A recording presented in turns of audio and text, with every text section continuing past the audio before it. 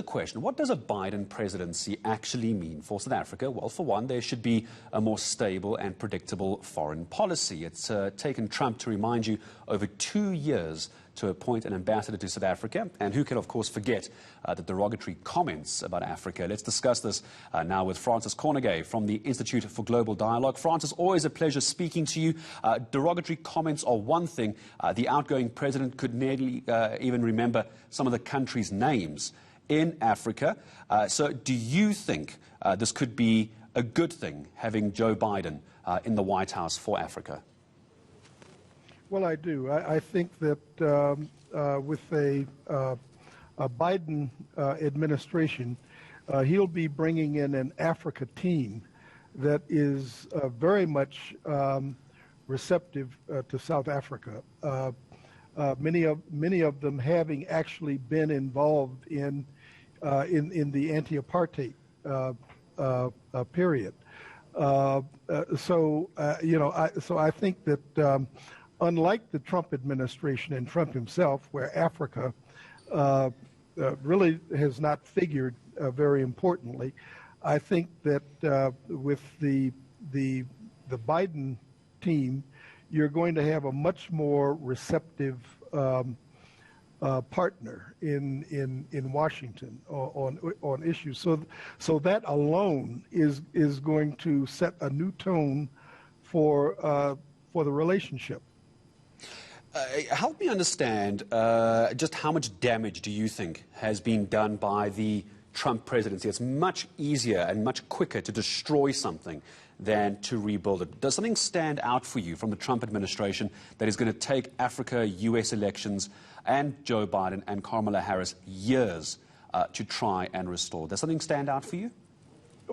Well, there is something that stands out for me. I don't know that it would take years, however, but if you look at what is going on in the Horn of Africa with Ethiopia and Sudan, that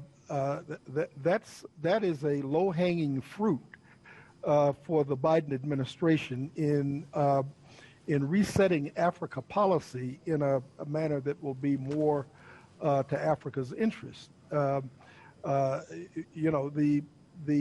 here I'm talking about the pressure that a number of countries have been under to normalize relations with Israel, and the way that countries like Sudan have been, have been gang pushed into making decisions by the United Arab Emirates in close coordination with the Trump administration.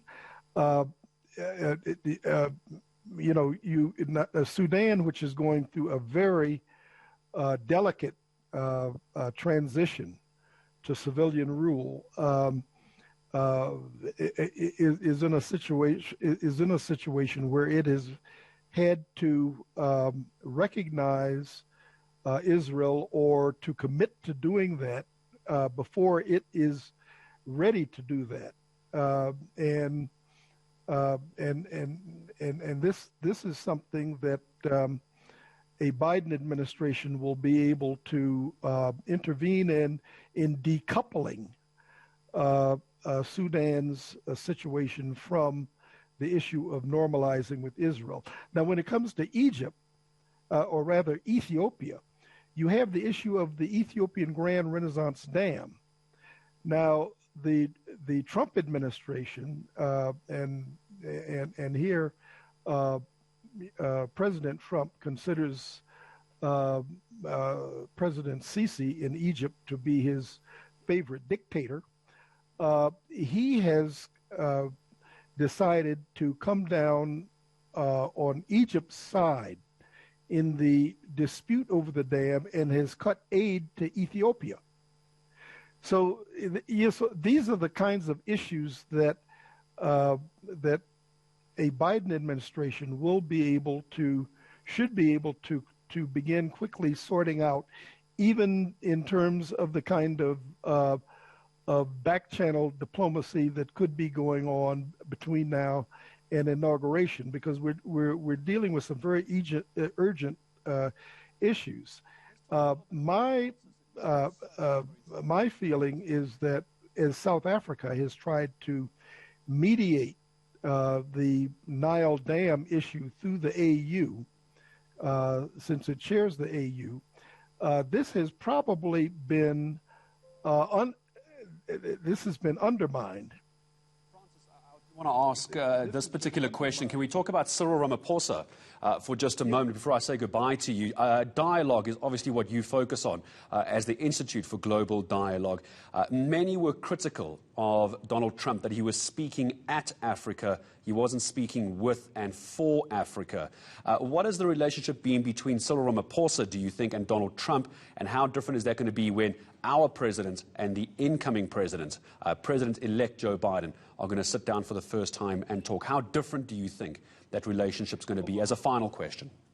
Well, I think I think you're talking about a major difference, because I doubt, I mean, I don't know, but I doubt that President Ramaphosa has had any relationship with Donald Trump. Now, President Ramaphosa has already reached out to President-elect Biden and Vice President-elect Kamala Harris. He's already done that. And so I think you have a basis there for a dialogue, particularly in dealing with some of the issues that I've already raised, having to do with Sudan and Ethiopia. And so, you know, I think that it should not be difficult for relations to get off to a very positive start. I appreciate your time in speaking to us. Francis Konergay from the Institute of Global Dialogue, speaking about President-elect Joe Biden and relations here in Africa and also in South Africa. 20th of January is the inauguration date for the incoming President Joe Biden and, of course, his VP, Kamala Harris. My thanks.